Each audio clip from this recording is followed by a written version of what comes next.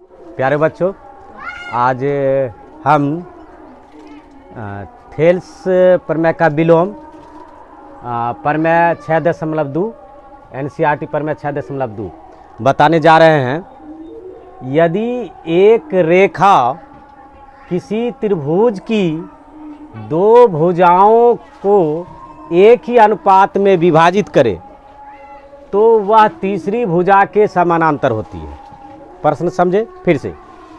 यदि एक रेखा, जैसे ये हो गया, एक रेखा किसी त्रिभुज की ABC त्रिभुज हो गया, किसी त्रिभुज की दो भुजाओं को, जैसे AB और AC दो भुजा हो गया, दो भुजाओं को एक ही अनुपात में विभाजित करे, अर्थात AD बटा DB बराबर AE बटा EC एक ही अनुपात में विभाजित करे तो वह तीसरी भुजा के समानांतर होती है। जैसे DE रेखा खींचे ना, ये तीसरी भुजा BC होगा, इसके समानांतर होगी, यानी DE BC के समानांतर होगी। यही सिद्ध करना।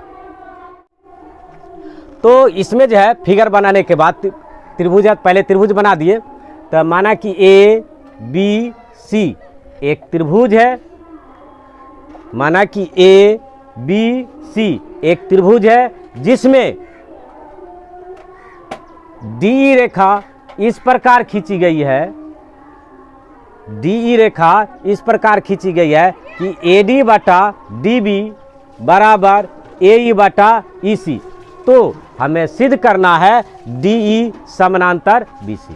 ठीक है, फिर से माना कि ABC एक त्रिभुज है जिसमें DE रेखा इस प्रकार खींची गई है कि AD बटा DB बराबर AE बटा EC। तो हमें सिद्ध करना है कि DE समानांतर BC, DE BC के समानांतर, ये सिद्ध करना है। नहीं तो इतना पहले हम लिख लेते हैं, उसके बाद फिर आगे बढ़ेंगे। माना कि यहां से लिखे,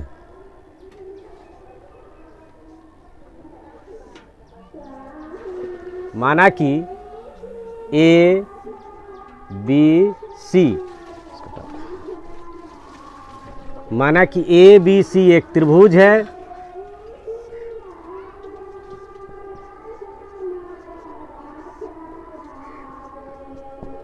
माना कि ABC एक त्रिभुज है जिसमें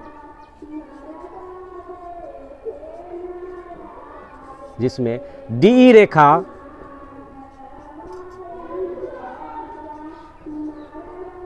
इस प्रकार खींची गई है कि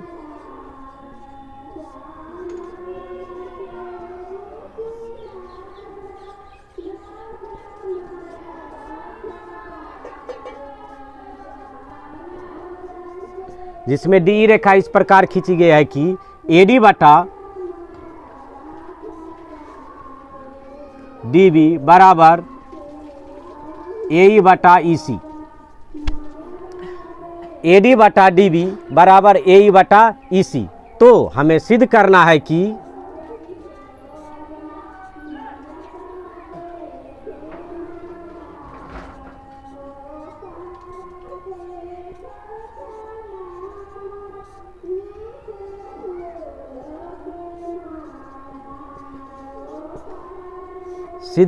कि DE समानांतर BC। ठीक, यहां तक एक बार फिर से। माना कि ABC एक त्रिभुज है जिसमें DE रेखा इस प्रकार खींची गई है कि AD बटा DB बराबर AE बटा EC। तो हमें सिद्ध करना है कि DE समानांतर BC, DE रेखा BC के समानांतर है, यही सिद्ध करना है। ठीक, अब जो है सिद्ध करने के लिए हम क्या करें, इसमें रचना कर देते हैं और रचना के आधार पर इसको सिद्ध करेंगे। DE समानांतर BC बनावट या रचना।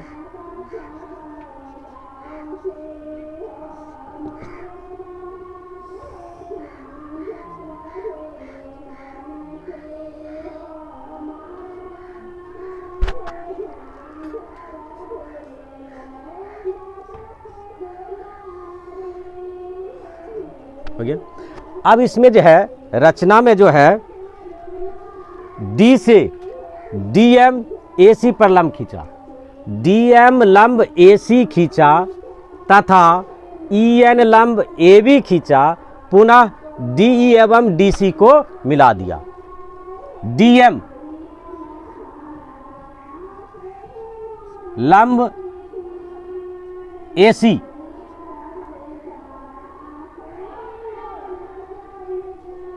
तथा ईएन लंब एबी खींचा, पुनः या एवं डीसी डीसी तथा बीई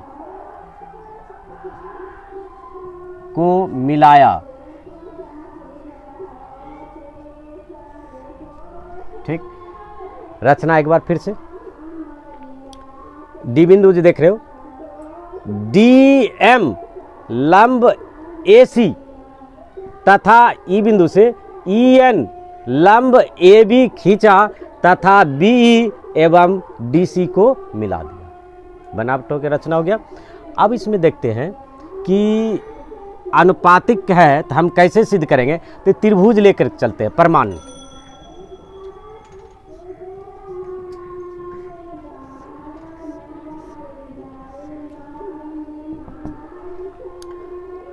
प्रमाण में इसमें जो देख रहे हैं त्रिभुज जो बन रहा है, त्रिभुज ए डी ई और त्रिभुज डी बी ई, इस साइड से ले लेते हैं। पहले पर में हुआ था उसी तरह से है। त्रिभुज ए डी ई का क्षेत्रफल अब बटे त्रिभुज डी बी ई का क्षेत्रफल। दो ठो त्रिभुज बन रहा, त्रिभुज ए डी ई और त्रिभुज डी बी ई। त्रिभुज ए डी ई का क्षेत्रफल बटे त्रिभुज डी बी ई का क्षेत्रफल।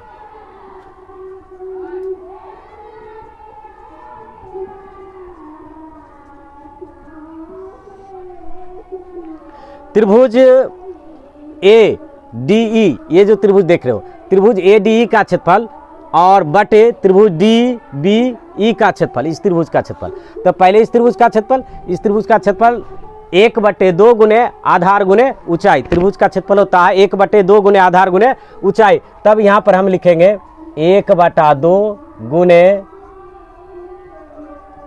आधार गुने ऊंचाई, 1/2 गुने आधार गुने ऊंचाई। त्रिभुज का क्षेत्रफल होता है 1/2 गुने आधार गुने ऊंचाई। तो इस त्रिभुज में 1/2 आधार, इसका आधार होगा एडी, एडी और ऊंचाई हो गया ईएन। और फिर इस त्रिभुज का देखो डीबीई, डीबीई का क्षेत्रफल 1/2 गुने आधार गुने ऊंचाई। 1/2 आधार के जगह में हो जाएगा डीबी या बीडी, डीबी और ऊंचाई की जगह में ईएन। देखो ईएन ऊंचाई होगा इस त्रिभुज का भी और इस त्रिभुज का भी। बहुत से विद्यार्थी कंफ्यूज हो जाता है, ऊंचाई आधार बीडी को मान लेता है और ऊंचाई को डी मान लेता है, जो कि ये ऊंचाई नहीं है, ऊंचाई ईएन है। क्योंकि ए बी पर हम रचना जो किए थे, ए बी पर लंब डाले हैं, ये लंब नहीं डाले हैं। ईएन लंब ए बी, देखो बनावट में या रचना में ईएन, ईएन है ना, लंब ए बी पूरी रेखा पर लंब है। तो लंब यहाँ भी होगा, यहाँ भी होगा, यहाँ भी, पूरे पर लंब है। तो इस त्रिभुज के लिए लंब ईएन है और इस त्रिभुज के लिए भी लंब ईएन होगा। तो अब 1/2 और 1/2 कट गया, ईएन और ईएन कट गया, तो बचा क्या? और त्रिभुज ए डी ई का क्षेत्रफल त्रिभुज ADE का क्षेत्रफल अब बटे त्रिभुज DBE का क्षेत्रफल, त्रिभुज DBE का क्षेत्रफल, और इधर से कट उठ के बचा AD बटा DB। इसको समीकरण 1 मान लेते हैं, ठीक है। तो ये जो है इस साइड से जो लंब डाले थे इतने निकाल दिए। अब इसी प्रकार से जैसे बनाए ना, इसी प्रकार से ये लंब तो डाला गया था और ये भी इस तरह से था, जिसको पूरा कर दिए। अब जितना बात इधर लिखे ठीक उसी तरह से इस साइड के लिए DM जब ऊंचाई है AC पर तो उसके लिए क्या सब होगा, तो फिर से पुनः त्रिभुज ADE का क्षेत्रफल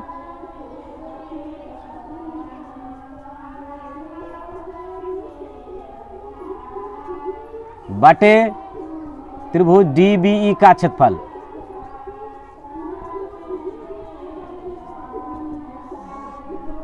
देख लो फिर से त्रिभुज।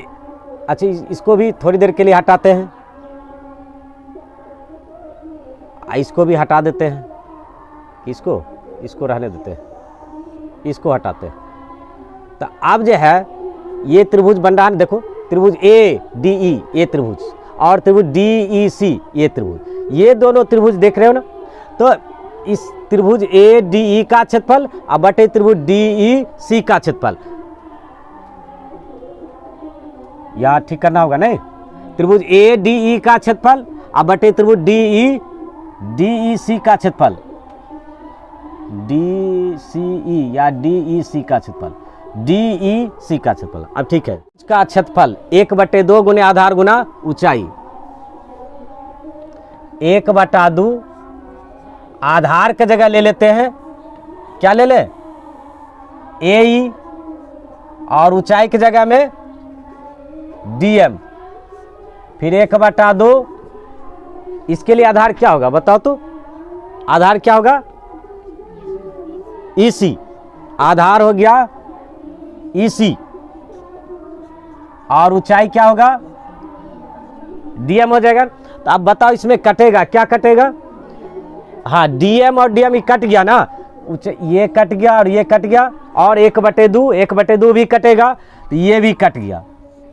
अब कटने के बाद क्या बचा है, और त्रिभुज ADE का क्षेत्रफल अब बटे त्रिभुज DEC का क्षेत्रफल अब बराबर AE अब बटा में EC, समीकरण 2। अब समझ गए यहाँ तक, यानी ये काटने के बाद ये बचा। अभी देखो यहाँ तक तो समीकरण 1 और 2 निकाल दिए, हमको अब प्रूव्ड क्या करना है, जाना कहाँ है उसको भी देखना है, हमको यह पहुँचना है समानांतर। तो इसमें समीकरण 1 और 2 को देखने के बाद ये देख रहे हैं कि AD बटा DB, इधर है AE बटा EC, समीकरण 1 के दाएं तरफ और समीकरण के दाएं तरफ, 2 के दाएं तरफ, समीकरण 1 के दाएं तरफ और समीकरण 2 के दाएं तरफ, देख रहे हो ना। ये दोनों को देखने के बाद जो है ये से हमको मिल रहा है कि ये तो जो है प्रश्न में दिया ही हुआ था कि AD बटा DB बराबर AE बटा EC, इसके मुद्दे इस रेखा जो खींचा गया है तो प्रश्न मुताबिक तो दिया हुआ, तो इसलिए प्रश्न से AD बटा DB बराबर AE बटा EC, समीकरण 3। यानी ये जो है DE रेखा इस प्रकार खींचा गया था कि AD बटा DB बराबर AE बटा EC, भुजाओं को एक ही अनुपात में विभाजित करे, उसके मुताबिक। अब समीकरण 3 हो गया, तो समीकरण 1, समीकरण 2 और समीकरण 3 को ध्यान से देखो तो क्या पाते हो, 1, 2 एवं 3 से, समीकरण 1, 2 और 3 से ये दोनों बराबर है तो दोनों का बाएं साइड बराबर होगा LHS। तो यहां पर क्या लिख दें बताओ तो, त्रिभुज ADE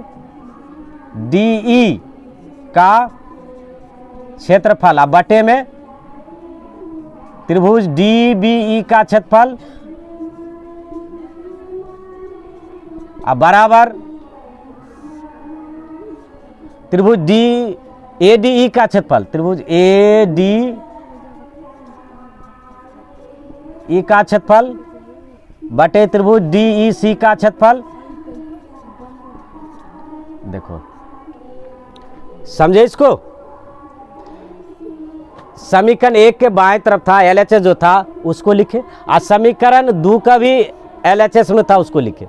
अब ये आया यहां तक आने के बाद अब इसमें जो हम देख रहे हैं तो त्रिभुज ADE का क्षेत्रफल बाएं साइड, इधर भी बाएं साइड, इधर साइड, ये बराबर है, ये और ये बराबर है, तो इसको हम काट सकते हैं, हटा सकते हैं।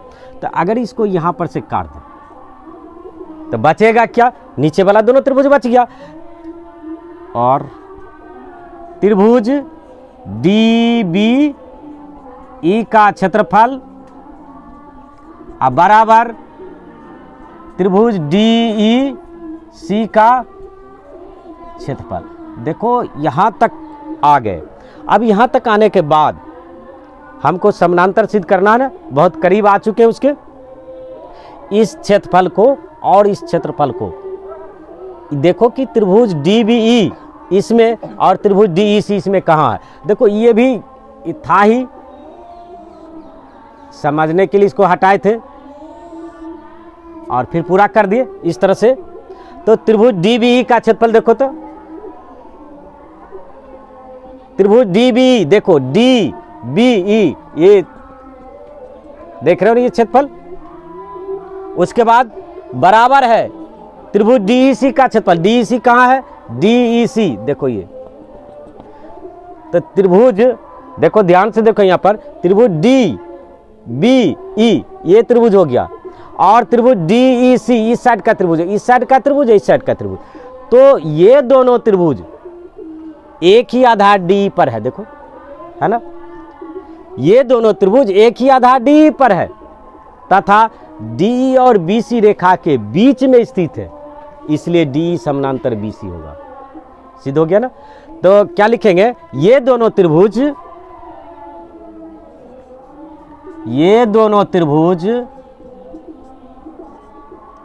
एक ही आधार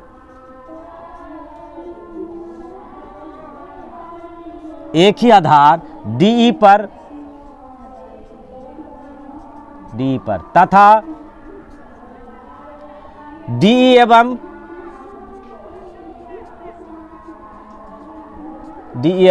BC रेखाओं के बीच स्थित है।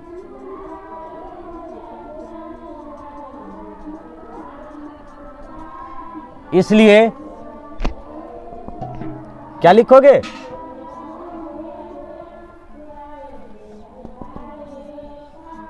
DE समानांतर BC, यही साबित करना था।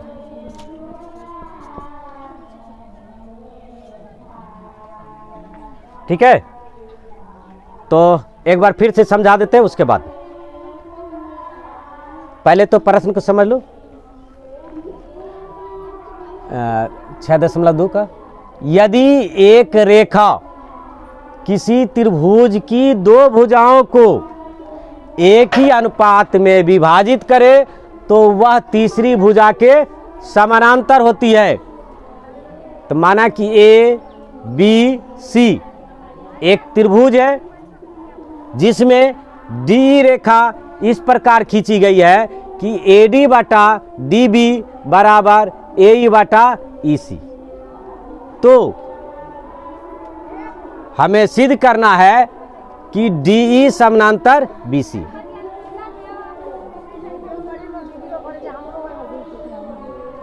समझ गए ना। तो इसमें माना कि ABC एक त्रिभुज है जिसमें डी रेखा इस प्रकार खींची गई है कि AD बटा DB बराबर AE बटा EC, तो हमें सिद्ध करना है कि DE समानांतर BC। बनावट या रचना DM, D से DM AC पर लंब डाला और E से EN AB पर लंब डाला, पुनः BE और DC को मिला दिया। रचना हो गया। प्रमाण से त्रिभुज ADE का क्षेत्रफल अब बटे DBE का क्षेत्रफल, इसका क्षेत्रफल बटे इसका क्षेत्रफल, 1/2 गुने आधार गुने ऊंचाई। आधार का जगह होगा AD और ऊंचाई की जगह में EN, फिर इसका होगा आधार होगा DB, ऊंचाई की जगह में EN। कटने के बाद ये आ गया समीकरण 1। पुनः इसी प्रकार से फिर इस साइड त्रिभुज ADE का क्षेत्रफल बटे DEC का क्षेत्रफल, 1/2 आधार का जगह में AE और ऊंचाई की जगह में DM। फिर इस त्रिभुज के लिए 1/2 गुने आधार गुने ऊंचाई, आधार की जगह में EC और ऊंचाई की जगह में DM। ऊंचाई दोनों के लिए हुई इस त्रिभुज के, क्योंकि AC पर हम लंब डाले हैं। कटने के बाद समीकरण 2 आ गया। अब समीकरण 1 और 2 को देखने के बाद चलता ये और ये तो प्रश्न में दिया हुआ अनुपातिक, इस प्रकार जो है अनुपातिकता विभाजित करती है, तो इसका मतलब हुआ प्रश्न में हमको ये दिया हुआ है, तो ये लिख लिए, तो समीकरण 3 बन गया।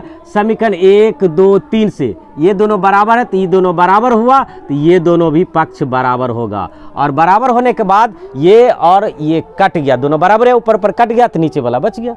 अब बचने के बाद ये त्रिभुज को जब हम देखें तो ये त्रिभुज यहाँ बन रहा, और ये त्रिभुज का आधार एक ही है D, दोनों त्रिभुज एक ही आधार D पर स्थित है, और DE तथा BC रेखा के बीच स्थित है, इसलिए DE समानांतर BC, यही साबित करना था।